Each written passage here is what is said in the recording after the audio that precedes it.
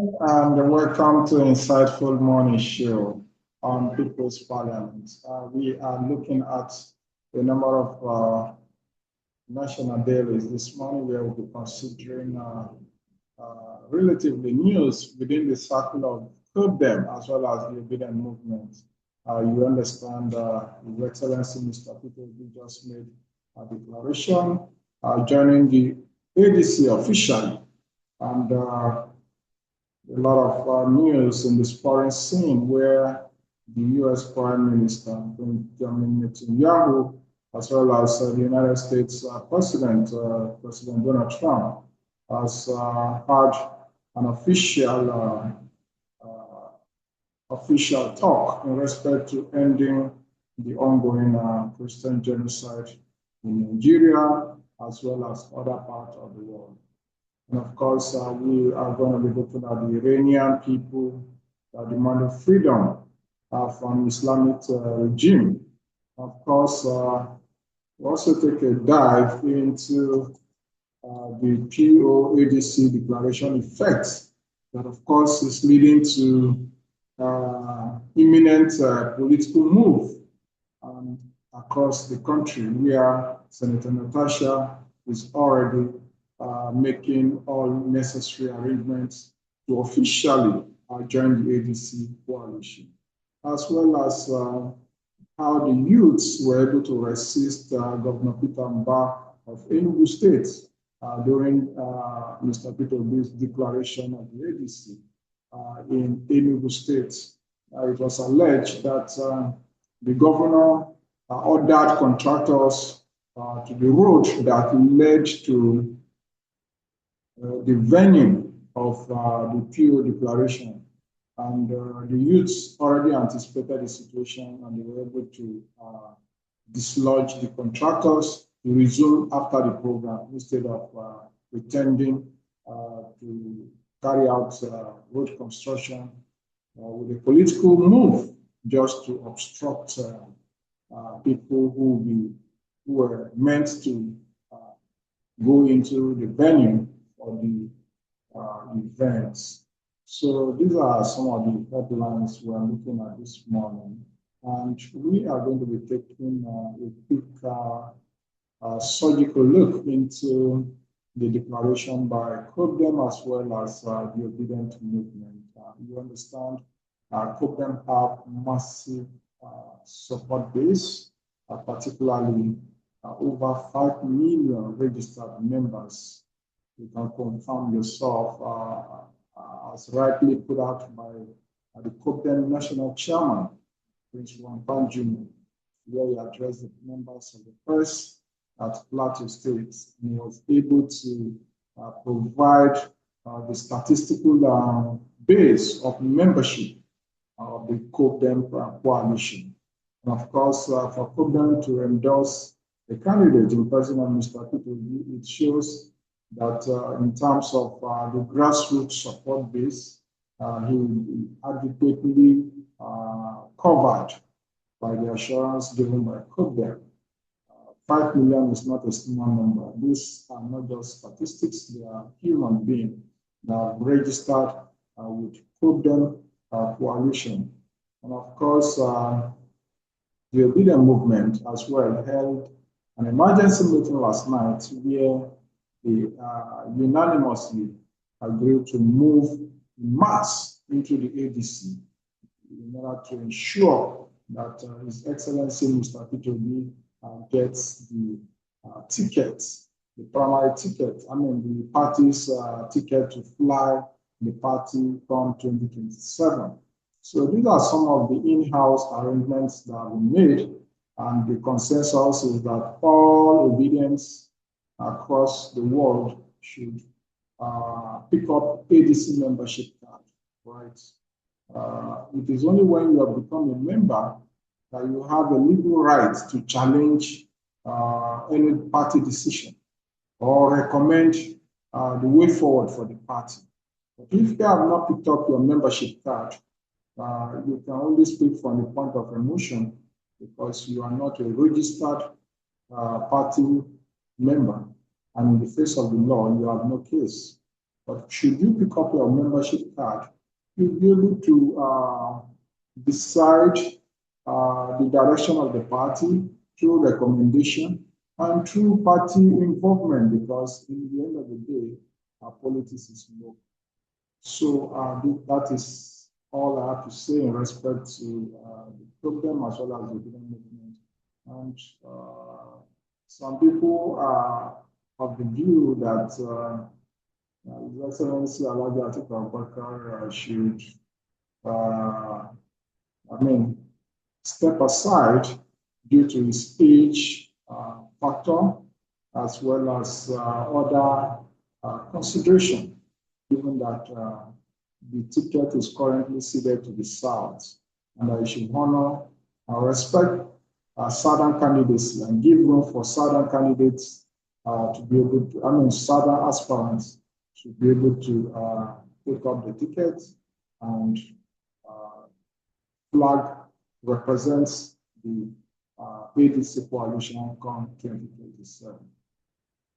Alhaji Atiku Abubakar historically have not been someone that respects zoning. He is always on the tickets, he's always on the ballots, showcasing his will to lead the country. But in this instance, age is no more on his side. Imagine having been a serial contestant and a serial loser since the past 30 years. Where will the energy come from? Are you telling me that the youthful population of this country will be interested in dispensing their energy, their resources, in effort to replace an old Fulani man who Tinubu is already an incident in National? So we need the energy of a young, vibrant, reliable, credible, of course, full of capacity, like His Excellency Mr. Peter that seem to have all the necessary qualities, character of the 21st century presidency. We look forward to his emergence in the ADC, and we thank all party members, party faithfuls, advocates of New Nigeria that are working assiduously to see that His Excellency Mr. Peter emerge through discussions that are ongoing across the country. The odds seem to favor the emergence of His Excellency Mr. Peter judging from the sixth geopolitical zone. The feelers we are getting is that Mr. Peter is most likely to emerge as the flag bearer of the party, either by consensus or by primaries, and even by primaries, because the party members are more likely to advocate for direct primaries. Let's see how it goes as we prepare for the 2027 general election. Interestingly, in the global scene, Israel and President Donald Trump have chosen a pathway towards their international policy, and being given their strategic leadership position in the global scene, they are world powers, and they have all it takes. They have as well confirmed that they have all it takes to end genocide in many parts of the world. And particularly, they were emphatic that the genocide against Christian population in Nigeria has to stop. They are advocating for religious freedom, ensuring that persons of different religious backgrounds have the freedom to practice their religion without hindrance. And all forms of Sharia law has to be stopped. There's no room for enforcement of any religion on any individual in any part of the world. So they are very deliberate about it. You can see the uprising that is already happening in Iran. The people have taken over the streets, and they're no more interested in the Islamic regime that have held sway in their country for centuries. And they are now demanding for democracy, they're demanding for freedom. Like I say, freedom doesn't come freely, as the word connotes freedom. Freedom takes huge commitment, relentless struggle. And you can see they're already on the streets struggling for freedom. So this is a lesson to the Nigerian people to have a rethink, the Nigerian government to have a rethink that Nigeria is already on the spotlight in the global community. In the eyes of the globe, we are a terrorist country.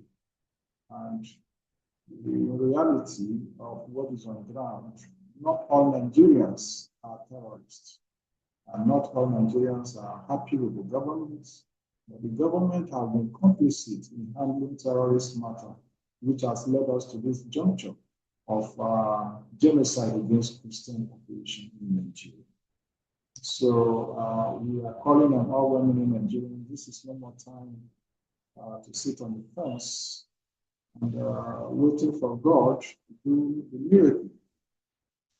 The nation since 1960 should be able to have a sense of direction, to be able to think about getting involved politically.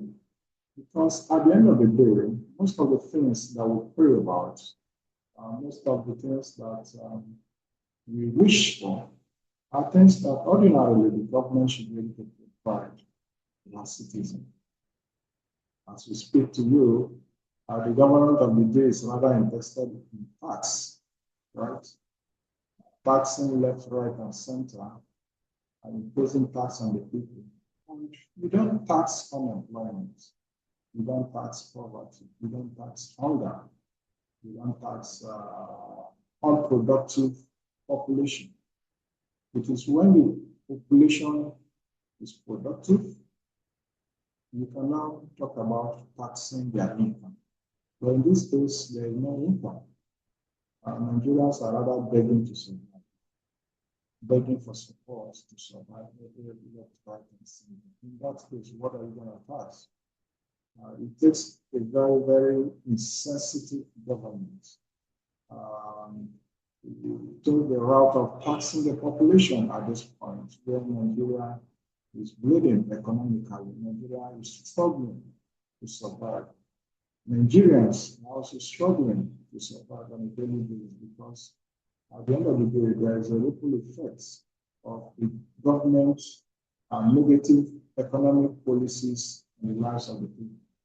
Especially with this administration of Bola Ahmed Tinubu, initially when we assumed office in 2023, declared that subsidy is gone, right? And in the event that subsidy is gone, what are the advantages? What has Nigerians been able to achieve through this subsidy removal? Is it that after the subsidy removal, we now have access to quality health care? We now enjoy access to 24-hour power supply, or we now have good motorable road, we now have good rail network, we now have reliable standard security gadgets, well-equipped security formation across the country. Is that the situation for the removal of fuel subsidy? Of course, none of these items that I mentioned were looked into. Rather, all Nigerians look up to here is billions, billions, and billions, and now they have now graduated to trillions.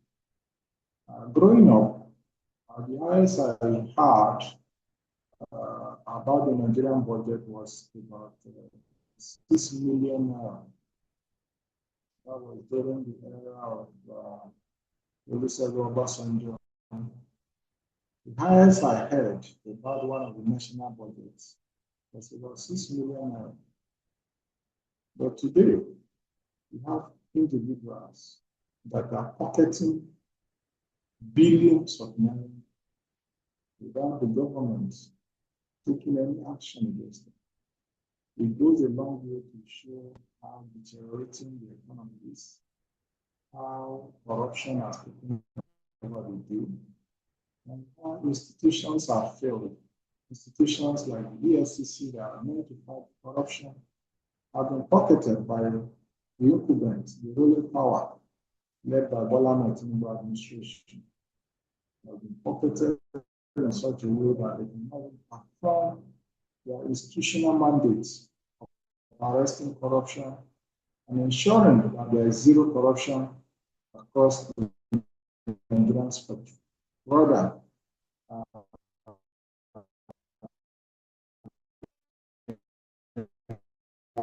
I'm not interested in following up with terrorists, I mean, our boys and our boys, forcing them to ATM and making withdrawals. All this have not helped in rescuing the image of the country. The image of the country keeps sinking and keeps sinking down on a daily basis. Currently, Nigerians have been denied visa to the United States of America. Why? Because we have failed, we have drifted. We have drifted from the giant of Africa, the then President Olusegun Obasanjo. Nigeria was respected in the global scene. Nigeria was seen as the giant of Africa as at then, because economically we were fine, security-wise we were top of the game. There was nothing, and there was no any form of terrorism in Nigeria during the era of Olusegun Obasanjo. There was nothing like this.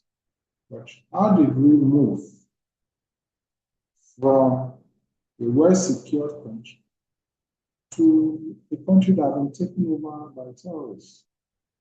How did we arrive here?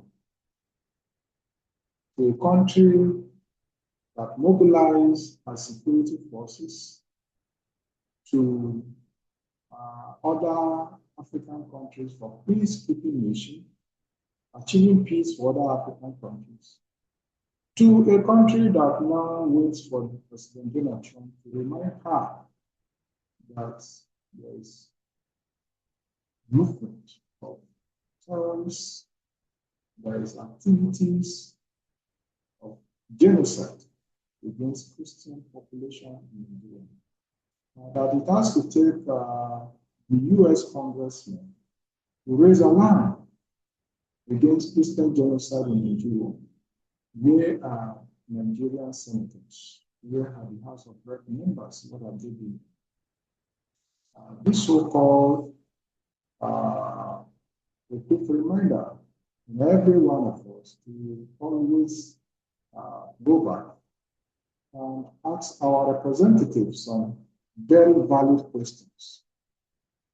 We need to ask them their role in the National Assembly. What have they been doing? Who are they representing? What are they discussing? What bills are they passing that they cannot demand an end to insecurity in Nigeria? This is a food for thought, and we are all expected to look into it and make realistic decisions going into 2027. We cannot look for a country that was policing Africa, providing security, being the front foot soldier of the United Nations, and now we progress into a country that it takes the intervention of the United States to end Christian genocide in Nigeria. This cannot afford to continue. This is a crime against humanity. It's a deliberate complicity on the part of the government to tolerate and allow terrorism to thrive in Nigeria. So we hereby appreciate the intervention of President Donald Trump and all those who are involved, Raymond, Ted Cruz, Nicki Minaj, and many others have advocated for actions against Christian genocide in Nigeria. Without the intervention of the United States, only God knows what will have happened on Christmas Day. Only God knows the number of churches attacked, the number of Christians that will have been killed. But with the intervention of the United States President, who ordered the bombardment of terrorist enclave in Sokoto, northwestern Nigeria, that helped to reduce the capabilities of the terrorists to stage attack or plan attack. So it is on this note, calling on all well-meaning Nigerians not to sit on the fence. This is not a battle for ADC leadership alone. The highest civic responsibility any Nigerian who Nigeria as a country today is to go ahead and register as an ADC member, whichever part of the world you are. You can pick up ADC membership card, register and become a member today, so that collectively we can rescue Nigeria and make it a pride of other nations. On this note, I want to appreciate you. I want to thank you for following through with these points. And we will come your way tomorrow on an insightful morning show. We have a pleasant evening. I am your host, Mr. Arthur Christian, otherwise known as D. Christ. Thank you. And remember to subscribe to COPDEM Media TV. We want you to subscribe so you get first-hand notification on COPDEM events. And going into 2027, COPDEM will be providing live updates of all ADC events, live updates across the country. So be part of COPDEM People's Parliament, be part of the Insightful Morning Show, be part of live coverage of ADC events by subscribing to COPDEM Media TV. Thank you. Bye-bye.